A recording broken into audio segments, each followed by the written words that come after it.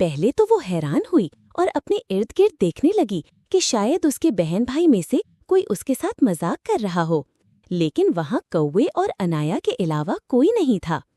मैं ठीक हूँ, तुम कैसे हो? उसने सरगोशी के अंदाज में कहा। मैं भी ठीक हूँ। तुम्हें तो मालूम है कि मुझे अच्छे और मज़ेदार खाने की तलाश रहती है। हाँ हाँ, अनाया ने उसकी बात में हाँ मिलाई। हाँ, तो बस इसीलिए निकला हूँ और सूरज की रोशनी भी ले रहा हूँ। तुम भी धूप में बैठो, इससे तुम्हें विटामिन डी मिलेगा। तुम तो बड़े होशियार हो, अनाया ने कौवे से कहा। कां कां, कौवा हंसा। हम अपनी जहानत और काबिलियत की वजह से ही तो मशहूर हैं। अनाया ने उसके बाद उससे उसके घर का पूछा। कौवा बोला, घर हम जमीन के किसी भी हिस्से में रह लेते हैं। अनाया चाहती थी कि वो और कौवा एक दूसरे के दोस्त बन जाएं। उसने कौवे से पूछा, क्या हम दोस्त बन सकते हैं? क्यों नहीं, बिल्कुल बन सकते हैं, लेकिन एक शर्त पर। वो क्या?